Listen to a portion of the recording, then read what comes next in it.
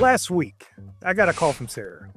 She was in tears because her brand new HVAC system failed in the middle of a massive Houston heat wave. The company that installed it, nowhere to be found. Their phone was disconnected, and their Google listing had disappeared. That $3,000 bargain installation ended up costing her over $15,000 in repairs and replacement. You know what's crazy?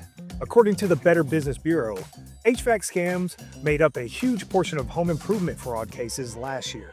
And here in Texas, where we're hitting record temperatures, choosing the wrong HVAC installer isn't just expensive.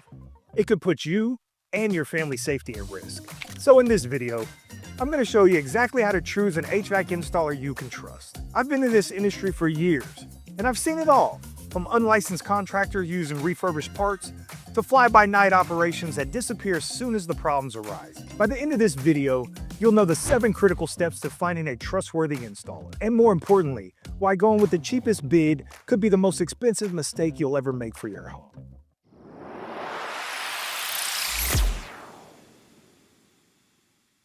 Let me share something that's shocking.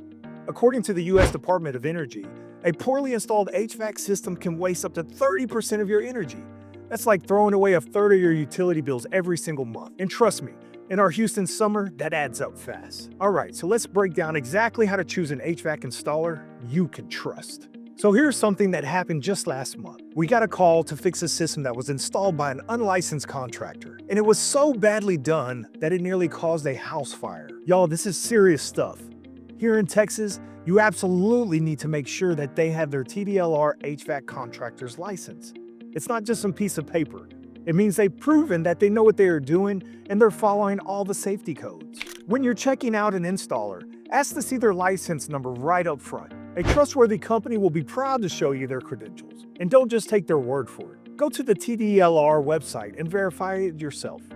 If they start giving you excuses about why they can't show you their license, that's a huge red flag. Secondly, always check reviews and references. You know, good HVAC companies are going to have a lot of good reviews and very few bad ones. But here's the thing.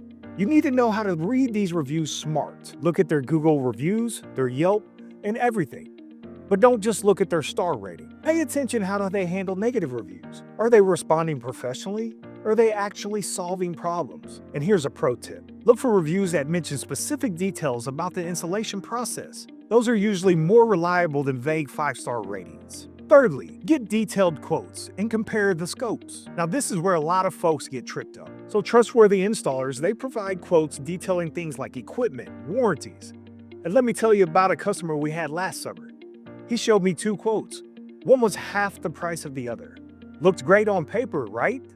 But when we broke it down, the cheaper quote was missing crucial things like proper load calculations, duct sealing, and even static pressure testing. You want a quote that spells out exactly what you're getting, the brand and the model of equipment, warranty terms, timeline for installation, and what kind of testing they'll be doing after the installation. If they're vague about any of this, that usually means they're planning to cut corners. Fourth, confirm experience with your system. Ask how many similar systems they've installed recently. This is super important, especially if you're getting something specific like a heat pump or a mini split. Here's why this matters. Just last week, we had to fix a heat pump system that was installed by a company that mainly does traditional HVAC units. They didn't understand the specific requirements for heat pump installation, and the homeowner was stuck with a system that wasn't working efficiently at all. 5. Verify insurance and bonding. This is absolutely critical. Make sure they have liability insurance and are bonded. I've seen situations where uninsured contractors damage homes during installation, and the homeowners were stuck with the bill because the contractor didn't have the proper coverage. A legitimate company should be able to provide you proof of insurance right away. And here's another pro tip. Call the insurance provider to verify the policy is actually active.